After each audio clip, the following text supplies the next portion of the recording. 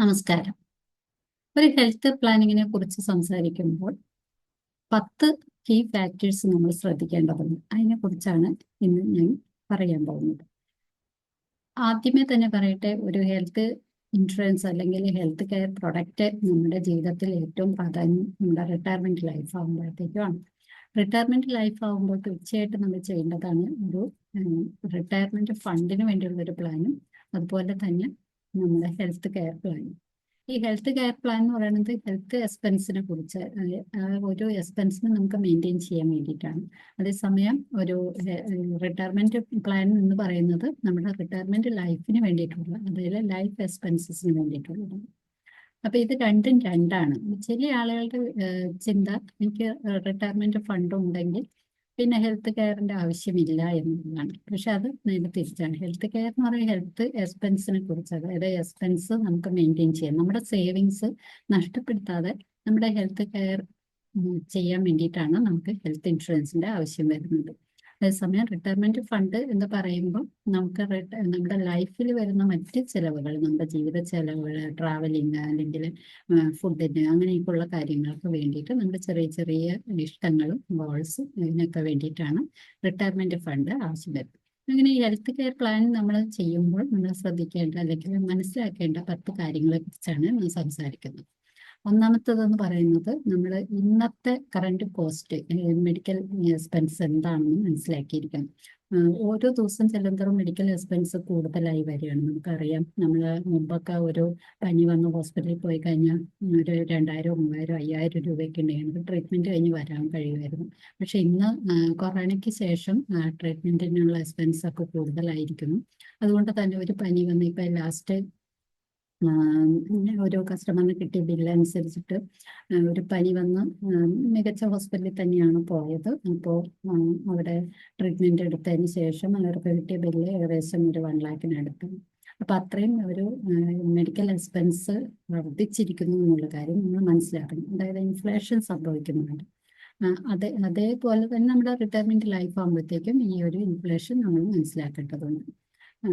പിന്നെ വരുന്നത് അതിൻ്റെ ഒരു ചില ഹെൽത്ത് ഇൻഷുറൻസിലൊക്കെ നമുക്ക് അതിന് ചിലത് കവർ ആവില്ല, ചിലത് കവേർഡ് ആവും, അങ്ങനെയുള്ള കാര്യങ്ങളാണ്. അപ്പം ഇത് നമ്മൾ മനസ്സിലാക്കിയിരിക്കുന്നത്, ഏതൊക്കെ ഇതിനാണ് നമുക്ക് കവറേജ് കിട്ടുക എന്നുള്ളതും ഏതൊക്കെ കിട്ടില്ല എന്നുള്ളതും നമുക്ക് മനസ്സിലാക്കിയിരിക്കേണ്ടത് ആവശ്യമാണ്. പിന്നെ ഹെൽത്ത് ഇൻഷുറൻസ് എടുക്കുമ്പോൾ അതിലും കുറേ കാര്യങ്ങൾ നമ്മൾ ശ്രദ്ധിക്കേണ്ടത്, എടുക്കുന്ന കമ്പനിയെ കുറിച്ചും അതുപോലെ കിട്ടാൻ പോകുന്ന നമ്മുടെ ബെനിഫിറ്റിനെ കുറിച്ചും, നമുക്ക് ഏതൊക്കെ ഹോസ്പിറ്റലുകളാണ് നമ്മൾ പോയിക്കൊണ്ടിരിക്കുന്ന ഹോസ്പിറ്റലുകളൊക്കെ അതിന് കവറേജ് കിട്ടുന്നതാണ്, നെറ്റ്വർക്ക് ഉള്ളതാണ്, ഇങ്ങനെയുള്ള കാര്യങ്ങൾ നമ്മൾ ശ്രദ്ധിക്കേണ്ടതുണ്ട്.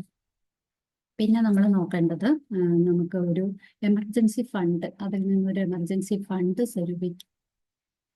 അതിൽ നിന്നൊരു എമർജൻസി ഫണ്ട് നമുക്ക് സ്വരൂപിക്കാൻ സാധിക്കുമോ എന്നുള്ളതും ആ ഒരു കാര്യം നമ്മൾ ശ്രദ്ധിക്കണം. പിന്നെ ലോങ് ടൈം കെയർ പ്ലാനിങ് അത് തരുന്നുണ്ടോ. ഇപ്പം ഇപ്പോൾ റിട്ടയർമെന്റ് ഒക്കെ ആയി കുറച്ച് കഴിയുമ്പോഴത്തേക്കും ചിലപ്പോൾ ചില ഹെൽത്ത് ഇഷ്യൂസ് കൊണ്ട് ചില ആളുകൾ ബെഡ് റിട്ടൺ ഒക്കെ ആയി പോകാറുണ്ട്. അങ്ങനെയുള്ളവരെ കെയർ ചെയ്യണമെങ്കിൽ ഒരു ചിലപ്പോൾ ഹോം നേഴ്സിൻ്റെ ഒക്കെ ആവശ്യം വരും.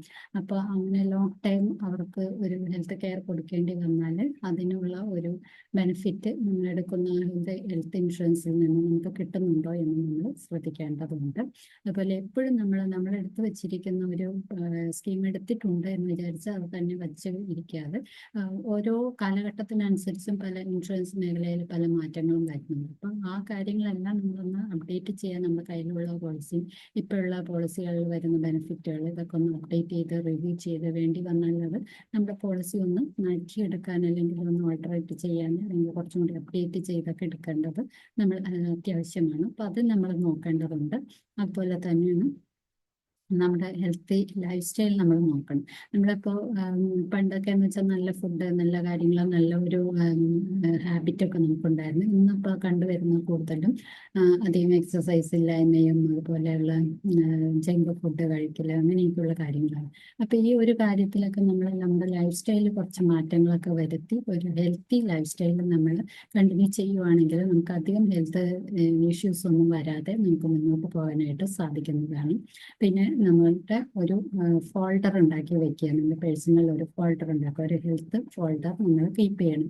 അതിൽ എമർജൻസി ആയിട്ട് എന്തെങ്കിലും വന്നു കഴിഞ്ഞാൽ ആരെയാണ് എമർജൻസി ആയിട്ട് കോൺടാക്ട് ചെയ്യേണ്ടത്, അതുപോലെ നമുക്ക് എന്തൊക്കെ ഹെൽത്ത് ഇഷ്യൂസ് ഉണ്ട്, നമ്മൾ ട്രീറ്റ് ചെയ്യുന്ന ഡോക്ടർ ആരാണ്, ഏത് ഹോസ്പിറ്റലാണ്, അല്ലെങ്കിൽ നമ്മുടെ ഹെൽത്ത് റെക്കോർഡ് എല്ലാം കീപ്പ് ചെയ്യണം. ഇങ്ങനെയുള്ള കാര്യങ്ങളൊന്നും സൂക്ഷിച്ചു വെക്കുന്നത് നല്ലതാണ്. അതുപോലെ തന്നെ ഒരു നല്ലൊരു നെറ്റ്വർക്കിന്റെ സപ്പോർട്ട് എടുക്കുക. അതായത് നമ്മൾ ഒരു റിട്ടയർമെന്റ് ലൈഫിലേക്കൊക്കെ വരുമ്പോഴത്തേക്കും നമ്മൾ ചില ആളുകൾക്ക് ഒരു ലോൺലിനെസ് ഫീൽ ചെയ്യാറുണ്ട്. അതായത് വേറെ ആരുമില്ല, ഇപ്പൊ മക്കളൊക്കെ വിദേശത്തൊന്നൊക്കെയാണ്, വേറെയാണ് താമസമെങ്കിൽ ശരിക്കും ഒറ്റപ്പെട്ടു പോയ ഒരവസ്ഥ.